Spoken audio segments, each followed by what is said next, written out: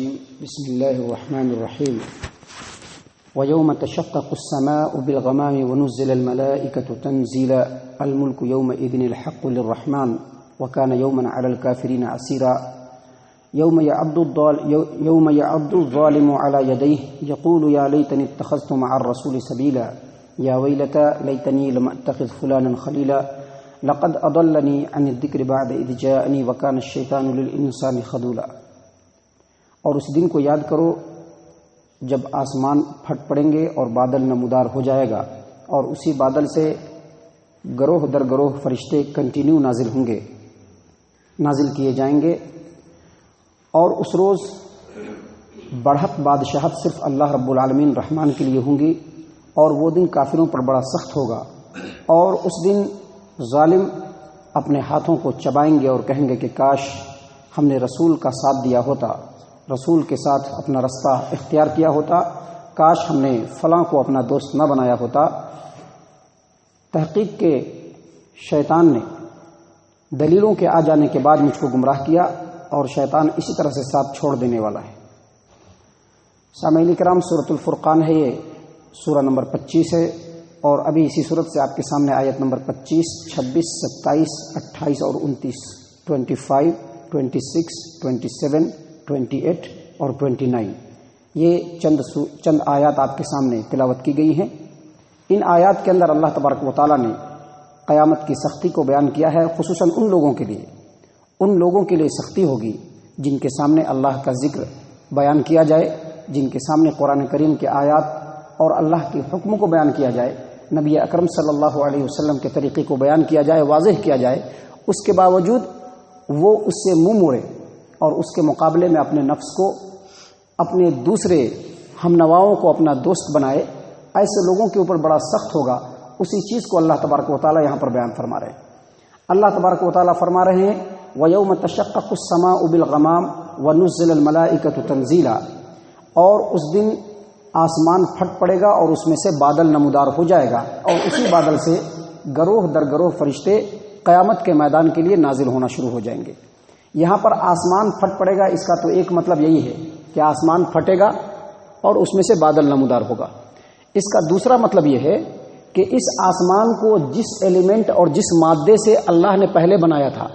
بعد میں اسی مادے کی طرف لوٹا دے گا، جیسا کہ اللہ تبارک و تعالیٰ اسی قرآن کریم میں سورہ فصلت آیت نمبر 11 یعنی آیت نمبر 11 میں اللہ فرماتے ہیں ثم استوى الى السماء وهي دخان، یعنی اللہ تبارک و تعالیٰ آسمان کی طرف متوجہ ہوا اور اس وقت آسمان دھواں تھا۔ دخان کا مطلب دھواں ہوتا ہے، لیکن مفسرین نے یہاں پر دخان کا مطلب یہ بتلایا ہے کہ پہلے آسمان جو تھا وہ بالکل گیس کا مجموعہ تھا۔ گیس کس طرح سے ہوتا ہے دھوئیں کی طرح سے، بالکل ویسے ہی آسمان تھا۔ اور دوسری جگہ اللہ تبارک و تعالیٰ قرآن کریم سورہ انبیاء آیت نمبر 30 میں فرماتے ہیں اولم یر الذین کفروا ان السماوات والارض کانتا رتقا ففتقناہما، کافروں نے نہیں دیکھا کہ یہ جو آسمان اور زمین ہے پہلے ایک دوسرے سے بالکل ملا ہوا تھا، گڈ مڈ تھا، جڑا ہوا تھا، بعد میں اللہ نے دونوں کو الگ کیا۔ مطلب یہ کہ پہلے زمین اور آسمان یہ پوری چیز جو تھی وہ گیس کا مجموعہ تھا، اللہ نے دونوں کو الگ کیا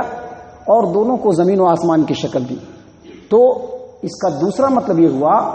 کہ جس طرح سے پہلے آسمان گیس اور دھوئیں کا مجموعہ تھا، بالکل اسی طرح سے گیس اور دھوئیں کا مجموعہ بن کر کے بادلوں کی طرح سے دکھنے لگے گا، اور اسی میں سے اللہ تبارک و تعالیٰ فرشتوں کو نازل کریں گے اور وہ قیامت کے میدان کے لیے نازل ہو جائیں گے۔ اللہ نے اسی بات کو یہاں پر بیان کیا وَيَوْمَ تَشَقَّقُ السَّمَاءُ بِالْغَمَامِ وَنُزِّلَ الْمَلَائِكَةُ تَنزِيلًا، اور اس دن آسمان پھٹ پڑے گا، اس میں سے بادل نمودار ہوگا اور جوق در جوق فرشتے نازل کیے جائیں گے۔ اس کے بعد اللہ تبارک و تعالیٰ فرماتے ہیں الملک یومئذ الحق للرحمن، یہ وہ دن ہوگا جس کو قیامت کا دن کہتے ہیں۔ یہ وہ دن ہوگا جس دن تمام انسانوں سے اختیارات چھین لیے جائیں گے،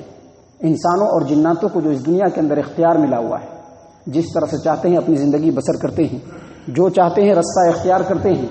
جس طرح سے چاہتے ہیں سنسار کرتے ہیں، جس طرح سے چاہتے ہیں اپنی زندگی کو ڈھالنے کی کوشش کرتے ہیں، یہ سارے اختیارات ختم ہو جائیں گے۔ نہ بادشاہ کے پاس کوئی اختیار ہوگا، نہ بڑے بڑے دنیا کے اندر ہولڈ رکھنے والے کے اندر کوئی اختیار ہوگا، سارے اختیار چھین لیے جائیں گے، اور بادشاہت صرف اس دن اللہ کے ہاتھ میں ہوگی۔ دنیا کے تمام بادشاہ بالکل بیچارے ہوں گے، ان کے پاس کوئی اختیار نہیں ہوگا، وہ بالکل بے بس رب العالمین کے بارگاہ میں سر جھکائے کھڑے ہوں گے۔ اللہ کے رسول صلی اللہ علیہ وسلم نے فرمایا کہ اللہ تبارک و تعالیٰ قیامت کے دن پورے آسمان کو اور زمین کو اپنے دائنے ہاتھ میں لپیٹ لے گا، آسمان کو اپنے دائنے ہاتھ میں اور زمین کو اپنے دوسرے ہاتھ میں لپیٹے گا اور کہے گا کہ کہاں ہے جبارون؟ دنیا کے اندر جو ہے جبار جو تھے، جو بڑے ہولڈ والے تھے، جن کا دنیا کے اوپر بڑا اختیار تھا، جو لوگوں کو اپنے بالکل اختیارات میں رکھتے تھے، وہ لوگ کہاں ہیں؟ این الجبارون؟ اللہ کے رسول صلی اللہ علیہ وسلم نے فرمایا کہ قیامت کے دن جب انسانوں کو اٹھایا جائے گا، صحیح البخاری کتاب الرقاق باب کیف الحشر کے اندر اما عائشہ رضی اللہ عنہا بیان کرتی ہیں کہ نبی اکرم صلی اللہ علیہ وسلم نے فرمایا کہ قیامت کے دن انسانوں کو بالکل ننگا اٹھایا جائے گا۔ جس طرح سے پیدائش کے وقت انسان ننگا ہوتا ہے، ویسے ہی مرد و عورت سب کو ننگا اٹھایا جائے گا۔ اما عائشہ صدیقہ رضی اللہ عنہا نے نبی اکرم صلی اللہ علیہ وسلم سے کہا کہ اللہ کے رسول صلی اللہ علیہ وسلم، جب اس طرح سے ننگے اٹھایا جائے گا تو لوگ ایک دوسرے کے سطر کی طرف دیکھیں گے۔ کہا کہ ایسا اس وقت ہو ہی نہیں سکے گا، اس وقت کی جو حالت ہوگی، اس وقت کی جو سختی ہوگی، اس وقت کی جو شدت ہوگی، اس وقت کی جو ہولناکی ہوگی، انسان اس قدر اپنے آپ میں ہی پریشان ہوگا کہ دوسرے کا کیا دیکھے، کچھ اس کو احساس ہی نہیں ہوگا۔ یوم یفر المرء من اخیہ وامہ وابیہ وصاحبتہ وبنیہ لکل امرئ منہم یومئذ شأن یغنیہ۔ ہر انسان اپنے ہی میں پریشان ہوگا،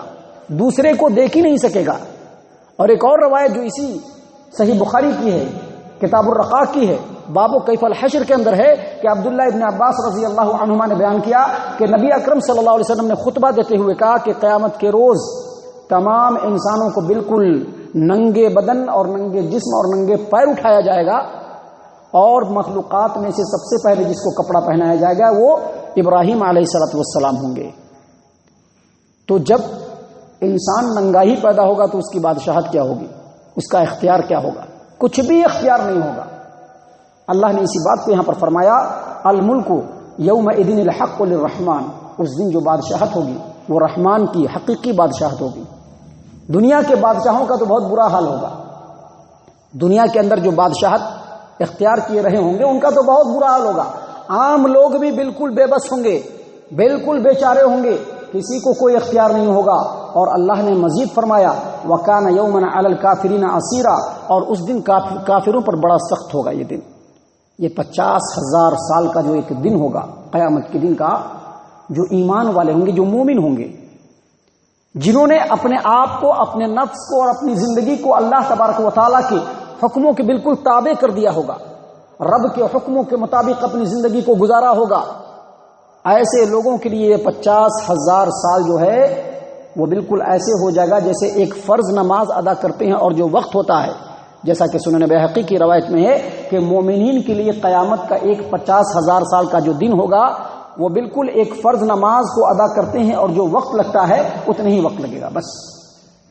لیکن اس کے مقابلے میں جو کافر ہوں گے،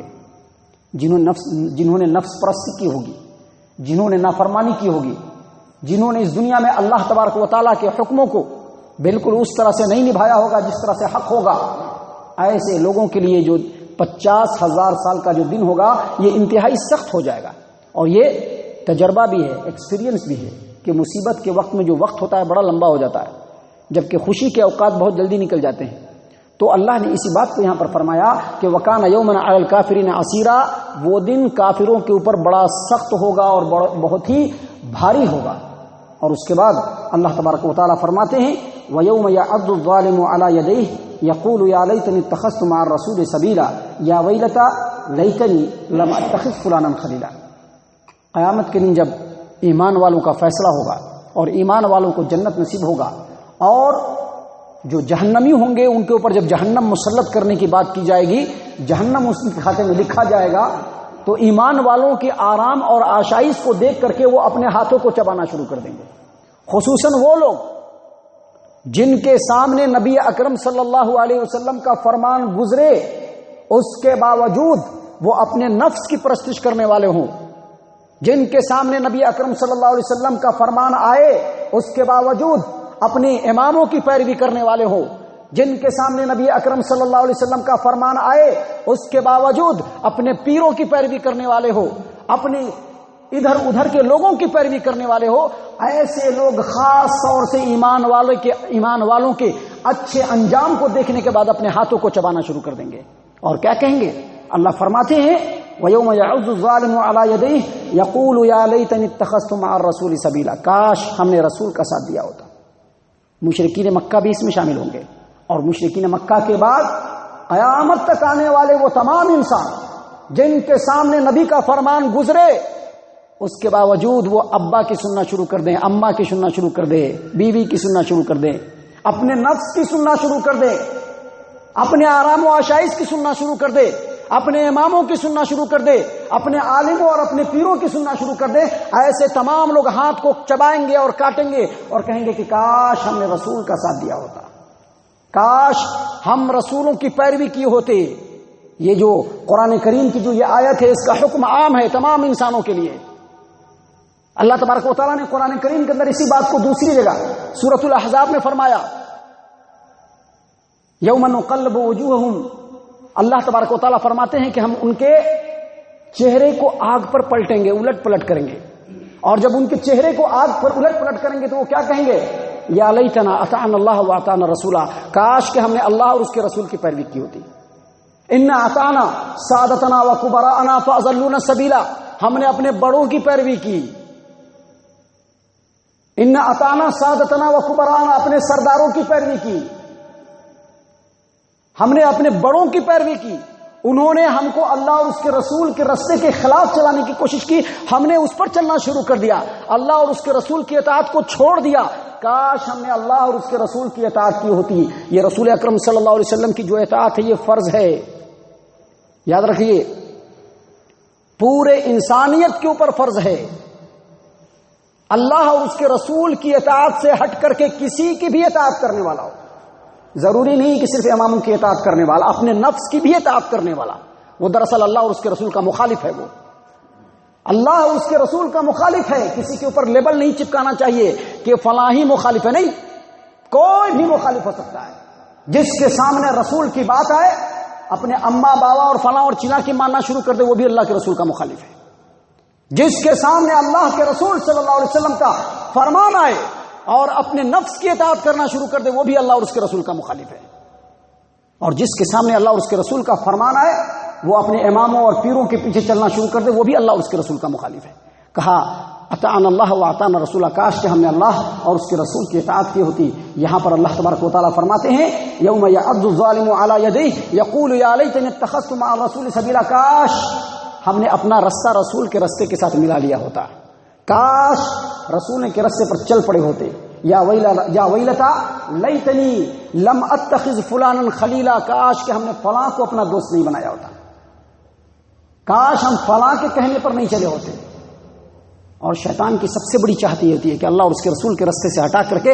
بندے کو دوسرے رستے پر چلا دے، شیطان کی سب سے بڑی خواہش ہوتی ہے۔ تو بندہ اس دن جو ہے اللہ تبارک و تعالیٰ کی بارگاہ میں قیامت کے روز افسوس کرے گا، اور اس کے بعد کیا کہے گا؟ لقد اضلنی عن الذکر بعد اذ جاءنی، لقد اضلنی عن الذکر بعد اذ جاءنی وکان الشیطان للانسان خذولا، ہمارے پاس اللہ کی نصیحت آئی، قرآن آیا، نبی کا فرمان آیا، اس کے باوجود شیطان نے ہم کو گمراہ کر دیا۔ اور وکان الشیطان للانسان خذولا، اور شیطان جو ہے وہ انسان کو گمراہ کر کے بالکل وقت پہ ساتھ چھوڑ دیتا ہے۔ خذول کہتے ہیں ایسے دوست کو جو دوستی کا دم بھرے لیکن جب موقع آئے تو ساتھ چھوڑ کر کے بھاگ جائے۔ خذول کہتے ہیں ایسے دوست کو جو زبانی طور پر تو دوستی کا دم بھرے لیکن جب مصیبت کا وقت آئے تو وہاں پر چھوڑ کر کے چلا جائے۔ شیطان کو یہاں پر خذولہ اس لیے کہا گیا ہے کہ دنیا میں تو انسانوں کو بڑا چکنی چپڑی بات کر کر کے اس کو جو ہے اپنے اس میں لینے کی کوشش کرتا ہے کہ ہم تمہارے پکے دوست ہیں،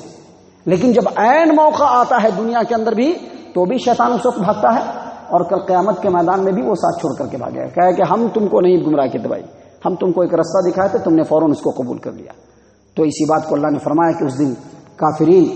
اور جہنمی کہیں گے کہ اللہ کی نصیحت آنے کے باوجود شیطان نے ہم کو گمراہ کیا، اور شیطان اس طرح سے ساتھ چھوڑ دینے والا ہے۔ اللہ سے دعا ہے کہ اللہ تبارک و تعالی ہم تمام کو ان آیات کے اوپر غور و فکر اور تدبر کرنے کی توفیق عنایت فرمائے۔ اللہ تبارک و تعالی ہم تمام کو اللہ اور اس کے رسول کی اطاعت کے اوپر ہم لوگوں کو گامزن فرمائے، اور ہم لوگوں کو اللہ اور اس کے رسول کی اتباع کرنے والا بنائے۔ آمین یا رب العالمین۔ وما علینا الا البلاغ المبین۔